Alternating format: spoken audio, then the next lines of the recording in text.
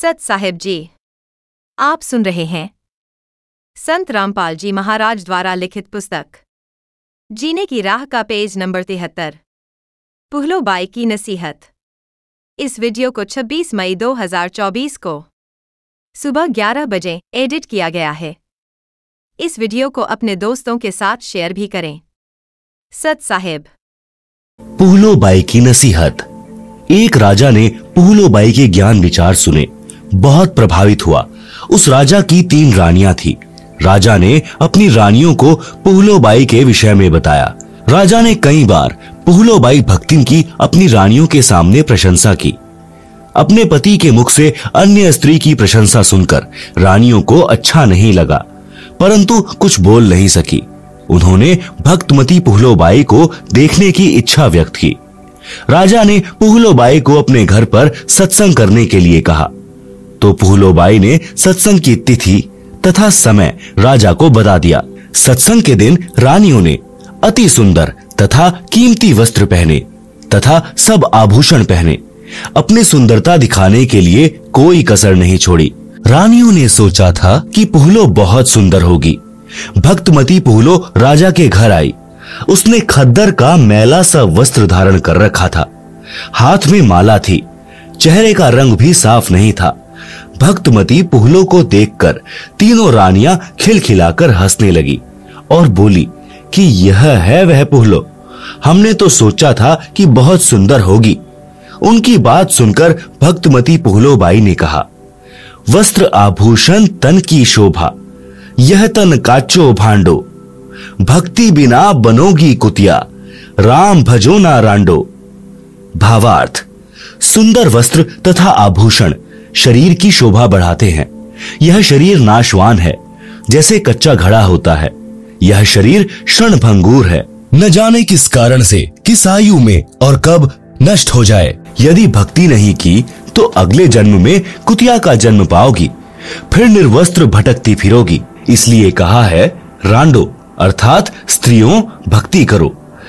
रांड शब्द विधवा के लिए प्रयोग होता है, परंतु सामान्य रीति में स्त्रियां अपनी प्रिय सखियों को प्यार से संबोधित करने में प्यारी गाली के साथ प्रयोग किया करती। अब शिक्षित होने पर यह शब्द प्रयोग नहीं होता। भक्तमती पुहलो बाई ने सत्संग सुनाया। कबीर परमेश्वर जी की साखियां सुनाई।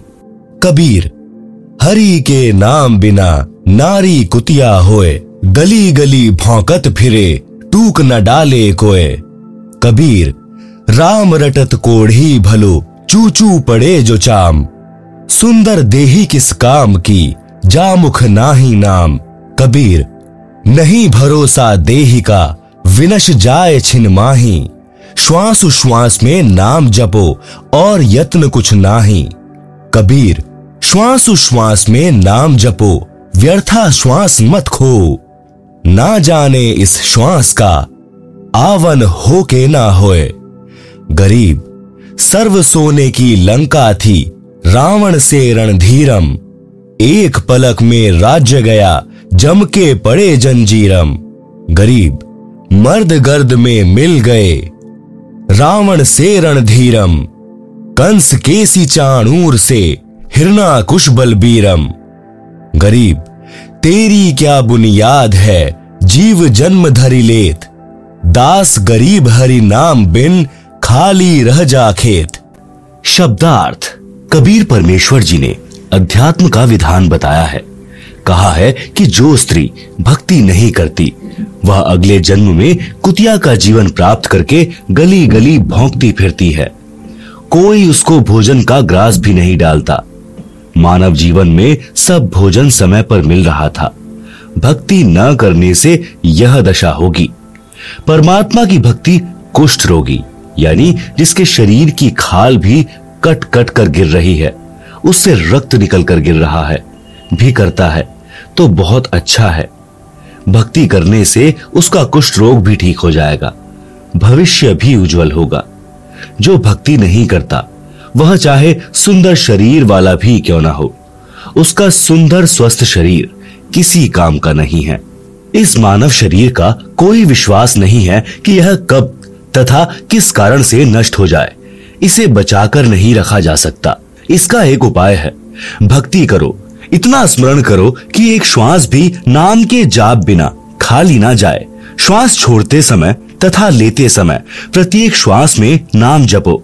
श्वास को नाम के जाप बिना व्यर्थ न खो। इस श्वास को ज्ञान नहीं है, यह अंदर गया है तो बाहर आएगा कि नहीं आएगा, इसलिए गफलत ना करके भक्ति में लग जाओ। यदि आपके पास धन है और सुविधाएं भी हैं, इनके कारण भक्ति करना न भूलना। श्रीलंका के राजा रावण के पास अत्यधिक धन था। उसने स्वर्ण के मकान बना रखे थे और स्वयं भी योद्धा था, परंतु श्री रामचंद्र के साथ युद्ध हुआ, मारा भी गया और स्वर्ण भी लूट लिया गया, राज्य भी गया। यह सब एक पलक में हो गया, यानी राम जी के तीर से मारा गया। कुछ ही समय में सब कुछ नष्ट हो गया तथा यम के दूत यानी मृत्यु देवता के नौकर उस रावण को जंजीरों में बांध कर ले गए, नरक में डाला गया।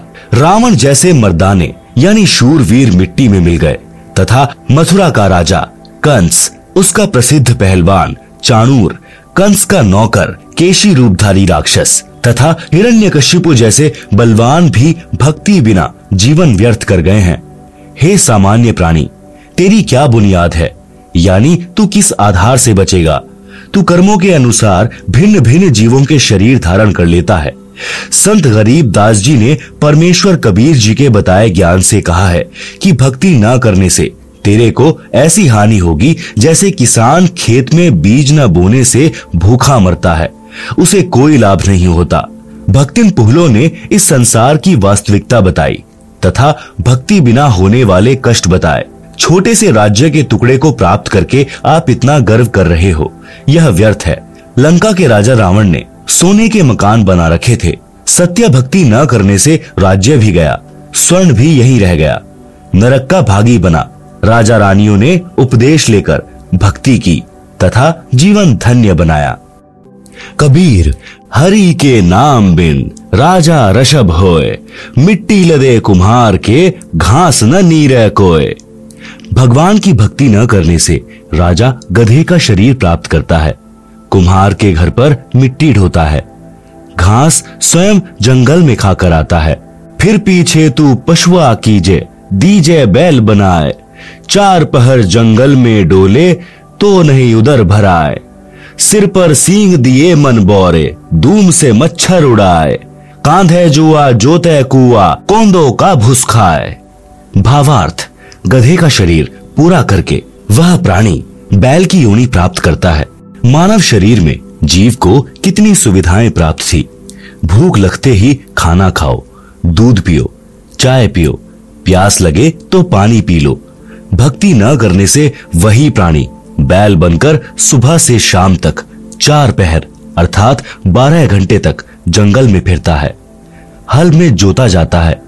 दिन में केवल 2 बार आहार बैल को खिलाया जाता है, दोपहर 12 बजे तथा रात्रि में। परंतु बैल को बीच में भूख लगी है और चारों ओर चारा भी पड़ा होता है, लेकिन खा नहीं सकता। हाली उसको घास नहीं खाने देता। पानी भी समय पर दिन में 2 या 3 बार पिलाया जाता है। सिर पर सींग तथा एक दुम यानी पूंछ लगे होंगे।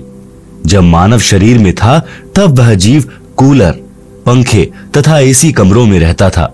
अब एक दुम है, इसको चाहे कूलर की जगह चाहे पंखे की जगह प्रयोग करो, उसी से मच्छर उड़ाता है। सत्संग में यह भी बताया गया कि घर की कलह का कारण परमात्मा के विधान को न समझकर संसार के भाव में चलना है। घर का कोई सदस्य घर में हानि नहीं करना चाहता, किसी कारण से हानि हो जाती है तो उसको लेकर कलह नहीं करनी चाहिए। जो हानि होनी थी वह तो हो चुकी है, वह तो ठीक होनी नहीं। व्यर्थ की कलह करना समझदारी नहीं है। जिससे गलती से कोई हानि हो जाती है तो उसे कहना चाहिए, हे बेटा या बेटी, माता या पिता या सास या बहू, यह जो हो गया यह अपने भाग्य में नहीं था, आपने जानबूझकर तो किया नहीं है। इस बात से घर में शांति कायम रहती है। कलह में काल निवास करता है। भूत प्रेतों का उस घर में डेरा होता है। जो कलह नहीं करते वे सुख से बसते हैं। जिस घर में परमात्मा की भक्ति यानी आरती, स्तुति, ज्योति, यज्ञ होती है, उस घर में देवताओं का निवास होता है। सत्संग सुनकर सब अपने अपने घर चली गई। सत्संग दिन के 12 बजे से 2 बजे तक हुआ था। पुत्र वधू को पता नहीं था कि सासू माँ सत्संग में गई थी। अगले दिन सुबह भैंस का दूध निकालकर पुत्र वधू उस दूध की भरी बाल्टी को छत में लगे कुंडे वाले सरिये में प्रतिदिन की तरह टांगने लगी। उसे लगा कि बाल्टी टंग गई, परंतु सरिये के उल्टी ओर बाल्टी का कड़ा लगा था। पुत्र वधू ने सोचा कि ठीक लगा है और बाल्टी छोड़ दी। बाल्टी पृथ्वी पर गिर गई, दूध बिखर गया। आवाज सुनकर भतेरी आई और पुत्र वधू दूध की बजाय सासू माँ की ओर मायूसी से देख रही थी। बोलना उचित नहीं समझा, क्योंकि पुत्र वधू को पता था कि सासू माँ किसी भी सफाई के वचन नहीं सुनती थी। सोच रही थी कि आज का सारा दिन कलह में जाएगा, शाम को पति आएगा, उससे भी पिटाई करवाएगी। हे परमात्मा, यह कौन बनी? ऐसी गलती तो कभी नहीं हुई थी। हे सतगुरु, कुछ तो दया करो। मैं तो आपकी भक्ति भी भूलने को हो रही हूँ। मुझे तो सारा दिन सासू माँ के श्लोक याद रहते हैं। भतेरी बोली, बेटी, जो होना था वह हो गया। आज हमारे भाग्य में दूध है नहीं, चिंता ना कर। इस दूध को ऊपर से हाथों से बाल्टी में डालकर भैंस को पिला दे। यह कहकर जो नाम दीक्षा ली थी उसका जाप करने लग गई। पुत्र वधू को अपने कानों पर विश्वास नहीं हो रहा था। सोच रही थी कि माताजी आज पता नहीं कौन सा स्टेशन यानी रेडियो आकाशवाणी पकड़ गई। ये शीतल वचन भतेरी की बोरी यानी बारदाना में नहीं थे, इसमें खल भरी थी। आसपास से निकलती थी तब भी बड़बड़ की झल निकलती थी। पुत्र वधू का नाम निशा था। वह सोच रही थी कि निशा, आज निशा में यानी रात्रि में तेरी बुरी होगी दशा। निशा की सोच थी कि पति को बताएगी। वह माता की बात सुनकर मेरी कुछ नहीं सुनता, अच्छी बुरी कहेगा, सारा दिन और रात्रि रोने में जाएगी। निशा ने दूध बाल्टी में डालकर भैंस को पिला दिया। बाल्टी धोकर रख दी। भतेरी आई और बोली कि बेटी, रोटी खा ले, चिंता मत कर। बेटी, मैं कल मेरी बहन दया कौर के साथ दिन में सत्संग में गई थी। मेरी तो आंखें खुल गई। मैं तो बहुत कलहारी बनी हुई थी। बेटी, हो सके तो क्षमा कर देना। पीछे हुआ सो हुआ, आगे से अपनी बेटी को पलकों पर रखूंगी। मेरी असली बेटी तो तू है। जन्मी बेटी तो अगलों की थी, वह चली गई। अपना दुख सुख साझा है। मेरी तो एक दिन के सत्संग ने ही आंखें खोल दी। बेटी, अगले रविवार को आप भी चलना, मैं भी चलूंगी। धीरे धीरे बेटे को भी ले चलेंगे। निशा ने अपने गुरुजी का फोटो यानी स्वरूप कपड़ों में छिपा रखा था। फोटो निकालकर चरणों में शीश रखकर कहा कि हे गुरुवर, आज आपने अपनी बेटी की पुकार सुन ली, घर स्वर्ग बना दिया। शाम को चतर सिंह आया तो माता ने दूध गिरने का जिक्र भी नहीं किया। कुछ दिन बाद चतर सिंह को भी नाम दिला दिया। कुछ समय पश्चात निशा के गुरुजी आ गए। निशा ने बताया कि गुरुजी, मेरी सासू माँ बहुत अच्छी हैं, इसने भी गुरु का नाम ले लिया है। भतेरी ने कहा, महाराज जी, निशा ने कभी नहीं बताया कि इसने दीक्षा ले रखी है। यह मेरी कलह से डरती होगी। अब बताया है जब मैंने नाम ले लिया। अच्छा किया इसने। यदि पहले बता देती तो मैं और अधिक दुखी करती और पाप की भागी बनती। निशा के गुरुजी ने कहा, माई भतेरी, आप तो आसमान से गिरी और खजूर में अटकी हो, क्योंकि आपकी दीक्षा शास्त्रानुकूल नहीं है। सत्य साधना बिना मोक्ष नहीं हो सकता। जैसे रोग की सही औषधि खाने से ही रोग से मोक्ष मिलता है, इसी प्रकार सत्य साधना करने से जन्म मरण के रोग से मुक्ति मिलती है। निशा ने सोचा कि सासू माँ नाराज ना हो जाएं, इसलिए बीच में ही बोल उठी कि गुरुजी, सुना है आपने नई पुस्तक लिखी है, वह संगत ने छपवाई है, क्या आपके पास है? गुरुजी बोले, हे बेटी, आपको देने के लिए आया हूँ। यह कहकर गुरुजी दूसरे कक्ष में गए जिसमें ठहरे थे। उसमें थैला रखा था। निशा भी साथ साथ गई और बोली, गुरुदेव, भिरड़ के छत्ते को मत छेड़ो, मुश्किल से शांत हुआ है। गुरुजी बोले, हे बेटी, अब तेरी सास जी की पूरी रुचि भक्ति में है, अब यह मानेगी। गुरुजी 3 दिन रुके, तत्व ज्ञान समझाया। भतेरी ने भी गुरु बदल लिया और अपना कल्याण करवाया। सत्संग से घर स्वर्ग बन गया। चारों ओर शांति हो गई। जहाँ गाली गलौज के सारा दिन गोले छूटते थे, अब उस घर में परमात्मा के ज्ञान की गंगा बहने लगी। भक्तमती निशा के गुरुजी परमेश्वर कबीर जी थे, जो अन्य वेश में सत्य भक्ति प्रचार करने के लिए घूमते फिरते थे। उन्होंने बताया कि किस प्रभु की भक्ति करनी चाहिए। पढ़ें इसी पुस्तक के पृष्ठ 226 पर। सत साहिब जी। इस वीडियो को देखने के लिए धन्यवाद। जीने की राह का नेक्स्ट वीडियो कल आएगा। सत साहिब।